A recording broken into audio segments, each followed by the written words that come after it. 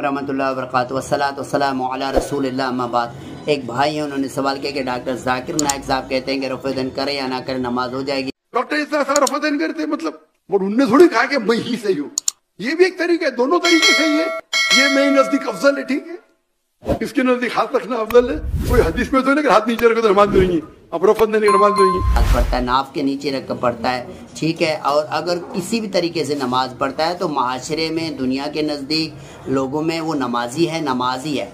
मगर अब ये समझें कि हर वो अमल जो कुरान और सुन्नत के मुताबिक है, जो अमल कुरान और सही हदीस के मुताबिक है, वो अल्लाह के नज़दीक मोतबर है, वो कबूल होगा। और हर वो अमल जो कुरान सुन्नत के ख़िलाफ़ है या सही हदीस के ख़िलाफ़ है, वो अल्लाह के नज़दीक कबूल नहीं होगा। तो जो नाफ के नीचे हाथ रख कर नमाज़ पढ़ते हैं या हाथ खोल कर नमाज़ पढ़ते हैं या रफ़ा नहीं करते या इमाम के पीछे फातिहा नहीं पढ़ते, वो सब नमाजें हैं, मगर वो सुन्नत के मुताबिक नहीं। तो हर वो अमल जो सुन्नत के मुताबिक नहीं है वो अल्लाह के नज़दीक मोतबर नहीं है। तो लिहाजा हर वो बंदा जो रफ़ा नहीं करता, जो नाफ के नीचे हाथ बांध कर नमाज पढ़ता है जबकि सही हदीसें पड़ी हुई हैं उस पर अमल नहीं करता, तो उसकी नमाज अल्लाह के नज़दीक मोतबर नहीं है और वो नमाज सुन्नत के मुताबिक ना होने की वजह से कबूल नहीं है। एक हदीस बताऊँ, सही बुखारी शरीफ के अंदर एक सहाबी जिसने ईद नमाज से पहले कुर्बानी की, जब रसूलुल्लाह सल्लल्लाहु अलैहि वसल्लम को उस चीज़ का पता चला तो अल्लाह के नबी सल्लल्लाहु अलैहि वसल्लम ने फरमाया, जिसने ईद नमाज से पहले कुर्बानी की उसकी कुर्बानी नहीं है,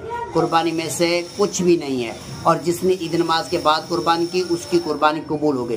तो कहने का मकसद ये है कि उस सहाबी से जब अल्लाह के नबी ने पूछा कि आपने ये क्यों किया, तो उसने फरमाया कि अल्लाह के नबी, मैंने इसलिए किया कि सबसे पहले कुर्बानी मेरे घर में हो ताकि मेरे गोश्त जो है वो उससे मेरे भाई या जो माशरे या मेरी सोसाइटी है वो फ़ायदा उठाए, यानी कुर्बानी मेरे घर में पहले हो।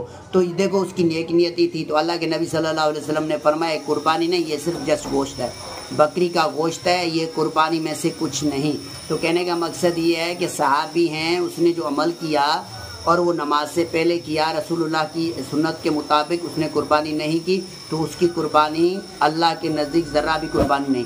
तो जो बंदा नमाज पढ़ता है और वो सुन्नत के मुताबिक नहीं पढ़ता, सही हदीस के मुताबिक नहीं पढ़ता, तो उसकी नमाज अल्लाह के नज़दीक मोतबर नहीं है, चाहे वो डॉक्टर जाकिर नायक के कहने पर पढ़े या किसी और के कहने पर पढ़े। अगर कोई बंदा सुन्नत के मुताबिक नमाज नहीं पढ़ता उसकी नमाज नहीं होगी। जिस तरह कि डॉक्टर जाकिर नायक साहब ने कहा कि ये थोड़ी लिखा है कि आप जो नाफ के नीचे हाथ बांधेंगे तो नमाज नहीं होगी, हदीस में तो रखना अफजल है। कोई हदीस में तो नहीं हाथ नीचे रखो तो नमाज नहीं, अब रफ़ेदन की नमाज नहीं, ठीक है, अफजलात की बात है भाई। अगर 1000 पॉइंट में किसको 2 पॉइंट ज्यादा 2 पॉइंट कम, तो भी आप सब 90 के ऊपर ही है ना भाई। नमाज तो पढ़ो पहले, नमाज नहीं पढ़ेंगे भाई। हदीस में थोड़ी लिखा है कि हाथ खोलकर नमाज पढ़ें तो आपकी नमाज नहीं होगी। क्या हदीस के अंदर थोड़ी लिखा है कि आप शिया हज़रात के पीछे ना पढ़ें नमाज, उसके पीछे नमाज नहीं पढ़ेंगे तो नमाज नहीं होगी, ऐसे थोड़ी लिखा है। तो आप बताएं, जो लोग आप कहते हैं कि ये होगी, ये होगा, ये थोड़ी लिखा है, ये थोड़ी लिखा है ये, जबकि वो कहते हैं कि मेरा मसलक सही हदीस है मगर अमल सिर्फ सही हदीस पर कर रहा है।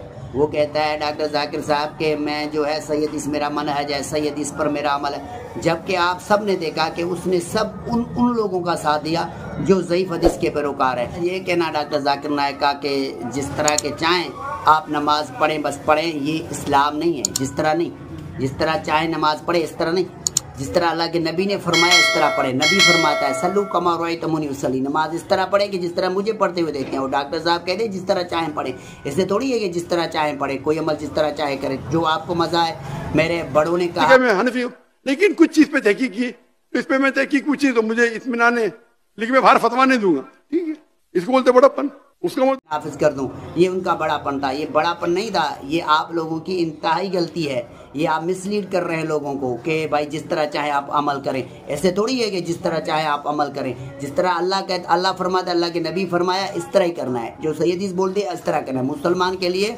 अल्लाह, जब आप कहते हैं कि मुसलमान वो जो अपनी ख्वाहिशात अल्लाह के ताबे कर दे, तो आप किस तरह कह सकते हैं कि कोई मुसलमान होकर ये कहे कि जिस तरह मुझे नमाज ठीक लगे मैं पढ़ूं, जिस तरह मुझे रोज़े रखने ठीक लगे मैं करूं, जिस तरह मुझे हज ठीक लगे कि मैं करूं। क्या आप कहते हैं कि जिस तरह जो है पढ़े पर पढ़ें, ऐसे थोड़ी है, इससे थोड़ी है कि जिस तरह करें, जिस तरह अल्लाह उसके नबी फरमाते हैं इस तरह करें। यही दीन है, ये इस्लाम है। लिहाजा डॉक्टर जाकिर नायक का ये बड़ापन नहीं, ये मिसलीड कर रहे हैं आप लोगों को। और डॉक्टर जाकिर नायक जो है इस टाइम उसका ये कहना कि जिस तरह चाहे नमाज पढ़े इंतहाई गलती है उसकी। आप कुरान हदीस को देखें, कुरान हदीस ये फरमाता है कि जो कुरान और सुन्नत है वो हमारे लिए हुज्जत है। हमने ला इलाहा इल्लल्लाह मुहम्मद रसूलुल्लाह जो पढ़ा है उस पर अमल करना है हमें। कलमे के दो जुज़ हैं, एक अल्लाह उसके नबी, दोनों की इताअत हम पर फ़र्ज़ है। लिहाजा डॉक्टर जाकिर नाइक और दूसरे जितने भी उलमा इकराम हैं या जितने बड़े फ़कीह हैं, मुज्तहिद हैं, अगर उनकी बात कुरान सुन्नत के खिलाफ है उसे छोड़े, कुरान सुन्नत को पकड़े। यही इस्लाम है, यही दीन है। अस्सलामु अलैकुम रहमतुल्लाह।